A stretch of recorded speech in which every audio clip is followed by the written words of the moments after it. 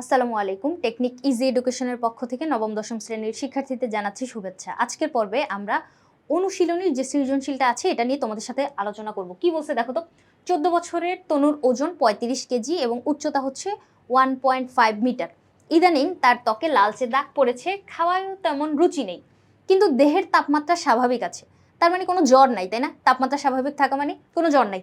কিন্তু এই যে আমাদের জ্বর হইলে কি হয়, খাইতে মন চায় না বা এই যে বিভিন্ন ধরনের সিমটম এগুলো দেখা দিতে পারে, কিন্তু জ্বর নাই তাও কেন এগুলো দেখা দিচ্ছে? এটা হচ্ছে তোমার ভিটামিনের অভাবে হইতে পারে। তাহলে উদ্দীপকটুকু আমরা বুঝতে পারলাম। এরপরে আসো ক নাম্বার কি বলছে। ভরসূচি কি? ভরসূচি এটাকে আমরা বলতে পারি হচ্ছে বিএমআই। কি বলতে পারি? বিএমআই। এই যে বিএমআইটা, এটার ফুল ফর্ম যদি আমি বলতে চাই, বডি ম্যাস ইন্ডেক্স। ম্যাস মানে হচ্ছে ভর, তার মানে তোমার উচ্চতার উপর ভিত্তি করে তোমার ওজন কতটুকু হওয়া উচিত, এটার একটা সুন্দর মানদণ্ড আমরা নির্ণয় করতে পারি হচ্ছে তোমার এই বিএমআই এর মাধ্যমে। মানে আমরা মানটা নির্ণয় করতে পারি। এরপরে তুমি বুঝতে পারবা যে তোমার ওজনকে আরো কমাইতে হবে নাকি আরো বাড়াইতে হবে, কারণ উচ্চতা বাড়ানো কিন্তু মানে অনেক টাফ। উচ্চতা কমাইতে তুমি কখনোই পারবা না। মানে উচ্চতাটা মেইনলি আমরা ফিক্সড ধরতে পারি যে এই উচ্চতার তোমার এখন ওজনটা আমরা সহজেই মানে খাদ্যাভ্যাস পরিবর্তনের মাধ্যমে কিন্তু চেঞ্জ করতে পারতেছি। তাহলে তোমার ওজন আরেকটু কমানো লাগবে কিনা নাকি আরেকটু বাড়ানো লাগবে তোমার আদর্শ একটা বিএমআই এর মানের ভিতর থাকার জন্য বা তোমার ফিটনেসটা সুন্দর রাখার জন্য, সেক্ষেত্রে কিন্তু আমাদের এই বিএমআইটা মানে আমাদেরকে সাহায্য করতেছে। তাহলে ভরসূচিটা কি? ভরসূচি হচ্ছে তোমার উচ্চতার উপর ভিত্তি করে তোমার ওজন কতটুকু হওয়া উচিত এটা নির্ণয় করার আমাদের যেই প্রসেসটা। এরপরে আসো, জেরোফথ্যালমিয়া রোগ বলতে কি বোঝায়?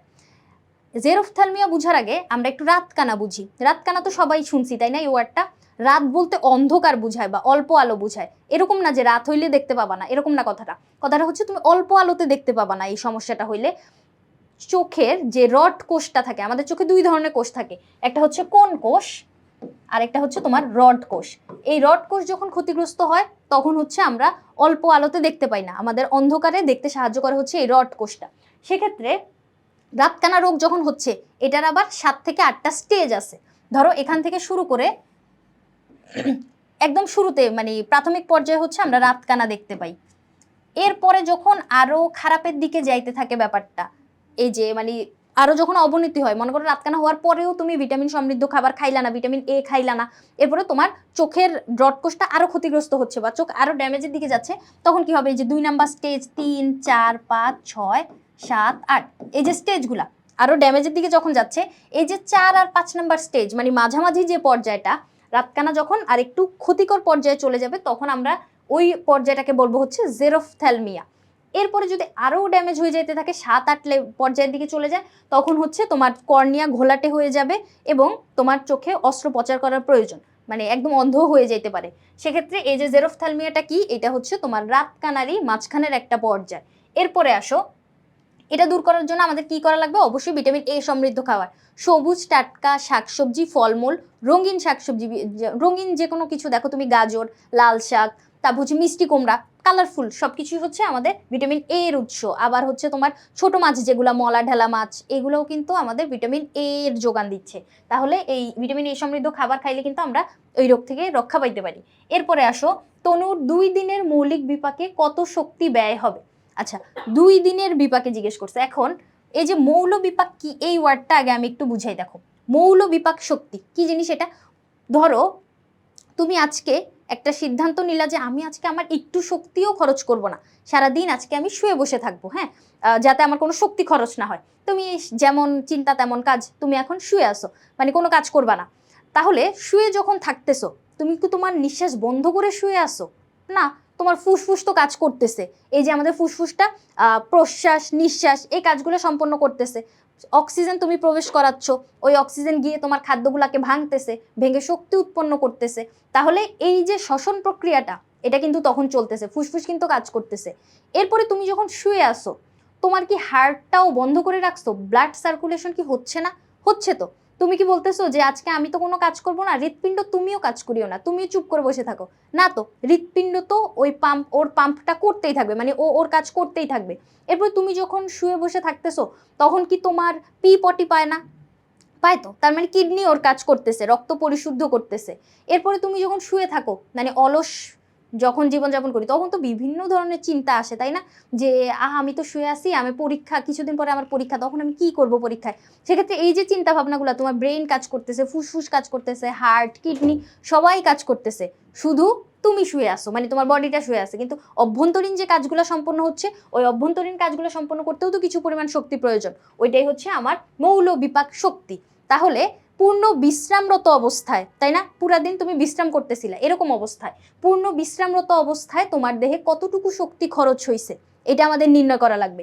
একদিনে কতটুকু শক্তি খরচ হয়েছে, 2 দিনে কতটুকু শক্তি খরচ হয়েছে, 2 দিন বলছে, আমরা 2 দিনটা বের করে ফেলতে পারবো। তাহলে এখানে আমাদের সূত্রটা কি দেখো তো। সূত্রটা হচ্ছে তোমার যে ওজন, ওজনের সাথে 0.9 গুণ করার পরে ওইটার সাথে আমরা ঘন্টায় সময়টা যোগ করব, গুণ করব। কি বলছে দেখো তো, এই যে একদিনে মৌলবিপাক শক্তি, একদিনে কয় ঘন্টা, 24 ঘন্টা, তাই না? তার দেহের মোট ওজন, ওজন কতটুকু,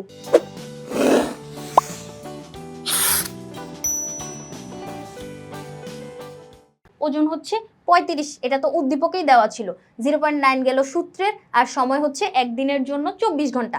তাহলে যে পুরাটা বসায় যদি ক্যালকুলেটারে চাপ দাও, চলে আসলো হচ্ছে 756 কিলো ক্যালোরি। এখন শক্তির একক হচ্ছে তোমার ক্যালোরি। ক্যালোরিকে তুমি চাইলে কিলো ক্যালোরিতেও রাখতে পারো, কিলো জুলেও কিন্তু রাখতে পারো, এমনি ক্যালোরিতেও রাখতে পারো, যেটা ইচ্ছা। তাহলে এই সূত্র দিয়ে আমাদের কি আসলো, এই ক্যালকুলেটার বসায় এটা চাপ দিলেই আমাদের কিলো ক্যালোরিতে মৌল বিপাক শক্তি চলে আসলো একদিনের জন্য। মৌল বিপাক শক্তি হচ্ছে পূর্ণ বিশ্রামরত অবস্থায়, পুরো একদিন যদি তুমি কোনো কাজ না করো তবুও তোমার দেহে এতটুকু শক্তি খরচ হয়ে যাবে, অটো এটা খরচ হবেই। তারপরে আমাদেরকে প্রশ্নে জিজ্ঞেস করছে 2 দিনে, তাহলে একদিনে যদি 756 হয়, 2 দিনে আমরা 2 দিয়ে গুণ করে দিব, তাহলে 2 দিয়ে গুণ করে দিলে যেটা আসতেছে এটাই হচ্ছে আমার উত্তর। তাহলে তনুর 2 দিনে মৌল বিপাক শক্তি কতটুকু, 1512 কিলো ক্যালোরি। এরপরে দেখো ঘ নাম্বারটা কি বলছে, তনুর সমস্যাগুলো সমাধানের উপায় বিশ্লেষণ করতে বলছে। ওর সমস্যা কি ছিল, দেহে কোনো জ্বর ছিল না। জ্বর নাই বলতে তাপমাত্রা স্বাভাবিক, আমাদের দেহের স্বাভাবিক তাপমাত্রা কত, 98 ডিগ্রি ফারেনহাইট, তাই না? ফারেনহাইটে কিন্তু, সেলসিয়াস না কিন্তু আবার। তাহলে এই যে 98 ডিগ্রি ফারেনহাইট নর্মাল টেম্পারেচার, জ্বরও নাই, তাহলে খাইতে কেন মন চাচ্ছে না, আবার ত্বকের নিচে কেন লালচে দাগ পড়ছে, এগুলো হচ্ছে তোমার ভিটামিনের অভাবে হইতে পারে। ভিটামিন কিন্তু আমাদের অনেক ধরনের আছে, vitamin A, B, C, D, E, K, B এর ভিতরে আবার অনেকগুলো প্রকারভেদ আছে। এরকম ভিটামিনের অনেক অনেক প্রকারভেদ আছে, যেগুলো আমরা কিভাবে মানে চাহিদাটা মিটাইতে পারবো, খাদ্যাভ্যাসের মাধ্যমে, তোমার খাদ্যের মাধ্যমেই কিন্তু আমরা আমাদের দেহের এই ভিটামিন পুষ্টি উপাদানগুলো পাচ্ছি।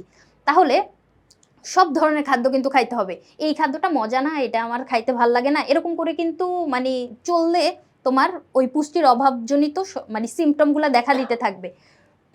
বাইরে মানে তোমার ত্বকে, তোমার চুল, দাঁত, সবকিছু, তোমার চোখ, সবকিছুই দেখবা হচ্ছে এই পুষ্টির অভাবজনিত সমস্যাগুলো সব জায়গায় হচ্ছে ফুটে উঠবে। যার জন্য আমাদের সব ধরনের খাবার কিন্তু খাইতে হবে, মন না চাইলেও, মজা না লাগলেও খাইতে হবে। তাহলে কি বলছে, উদ্দীপকে দেখা যায় তনুর ত্বকে লালচে দাগ পড়েছে এবং খাওয়ায় তেমন রুচি নেই।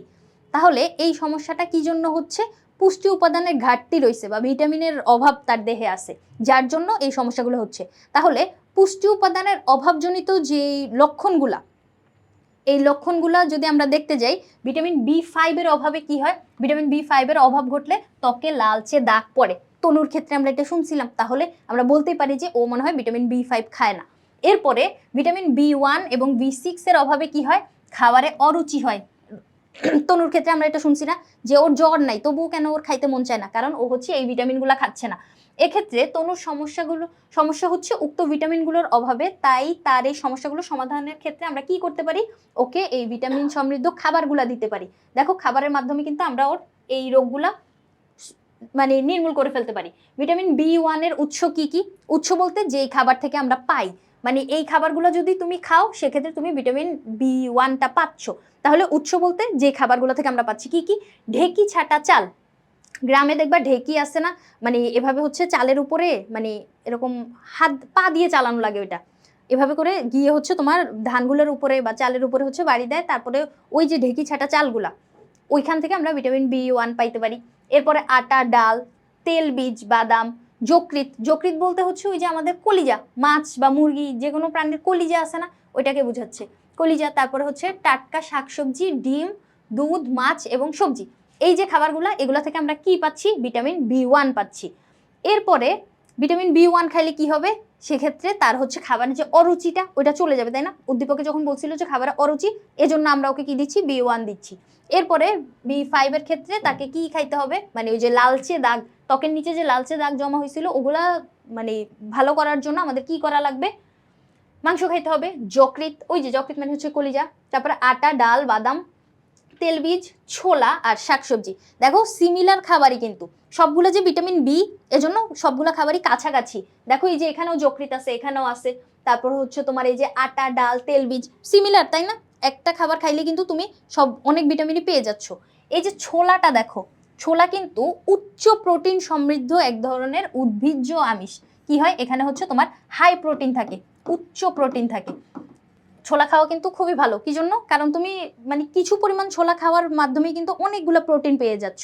আর প্রোটিন কিন্তু আমরা দুই জায়গা থেকে পাই, উদ্ভিদ থেকেও পাই, প্রাণী থেকেও পাই। মাছ, মাংস এগুলো হচ্ছে তোমার প্রাণীজ আমিষ বা প্রাণীজ প্রোটিন, আর এই যে ছোলা, ডাল এগুলো হচ্ছে তোমার উদ্ভিজ্জ আমিষ। এরপরে আসো ভিটামিন B6 এর উৎস হিসেবে আমরা কি কি খাইতে পারি, চাল, আটা, মাছ, মাংস, শাকসবজি, ছোলা, বৃক্ষ আর হচ্ছে কি ডিমের কুসুম। এগুলা কি, এগুলো হচ্ছে ভিটামিন B6 সমৃদ্ধ যে এই খাদ্যগুলা, এগুলা খাইলে আমাদের কি হবে, ওই যে ভিটামিন B6 আর B1 এর অভাবে হচ্ছে অরুচি, তাহলে এই খাবারগুলো খাইলে তার অরুচি দূর হবে। তার মানে হচ্ছে তার ভিটামিন সমৃদ্ধ বা পুষ্টি সমৃদ্ধ খাবারের প্রয়োজন। এই পুষ্টির অভাবেই হচ্ছে আমাদের এই তনুর ক্ষেত্রে এই রোগগুলা হচ্ছিল, মানে তার দেহে জ্বর ছিল না কিন্তু এই সমস্যাগুলো হচ্ছিল কি জন্য, ভিটামিন বা পুষ্টির অভাবে। তাহলে এই কথাবার্তাগুলোই কোন ভিটামিনের জন্য কোন খাবারটা খাওয়া লাগবে এগুলো সুন্দর করে মনে রেখে সুন্দর করে বর্ণনা করে দিলেই হচ্ছে নাম্বার। সহজ কথাবার্তা কিন্তু, এই যে মানে বিজ্ঞানের যে কথাবার্তাগুলো এগুলো কিন্তু তুমি তোমার জীবনের সাথে অনেক বেশি কোরিলেট করতে পারবা। চারপাশে এই কথাবার্তাগুলো তুমি সবসময়ই শুনো, আম্মুও কিন্তু খাবার দেওয়ার সময় এরকম বলে না যে এই খাবারটা না খাইলে কিন্তু মানে এই অসুবিধাগুলো হবে, ওই কথাবার্তাগুলোই লিখে দিবা, সুন্দর করে আমরা মার্কস পেয়ে যাব। আশা করি বুঝাইতে পারছি। পরবর্তী পর্ব দেখার আমন্ত্রণ রইল। ধন্যবাদ।